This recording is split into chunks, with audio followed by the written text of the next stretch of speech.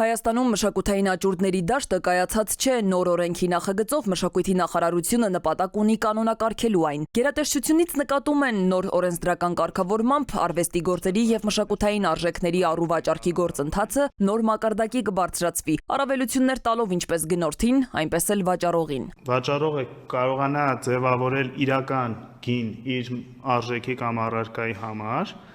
որովհետև արդեն կլինի մի հարթակ, որտեղ ինքը հնարավորություն կունենա իր արժեքը դնի վաճառքի եւ այդ գինը կգոյանա դրա շնորհիվ, որը որ ամենաօբյեկտիվ, մենք կարծում ենք ամենաօբյեկտիվ գինը կդառնա ի վերջո։ Գործընթացի պատշաճ իրականացման համար պետությունը լիցենզավորելու եւ վերահսկելու է մասնավոր կազմակերպությանը։ Աճուրդի տունն իր հերթին պարտավորվելու է ապահովել առուվաճառքի գործընթացի թափանցիկությունը։ Ավելի պարզ ասած, գնորդների մոտ այլևս կասկած չի առաջանա, իրենց գնած նմուշը կեղծ է, թե բնօրինակ։ Գնորդը կլինի վստահ, որ իր գնած մշակութային արժեքը կամ արվեստի գործը բնական է եւ այսպես ասած fake չէ։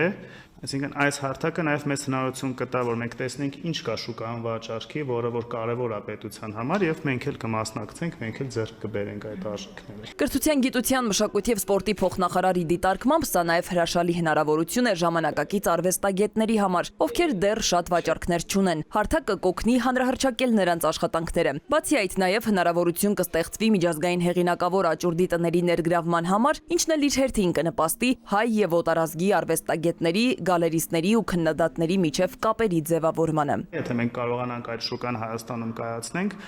մենք վստահ ենք, որ պահանջարկը կլինի նաև մեր հարևան երկրներից, ծոցի երկրներից, որտեղից որ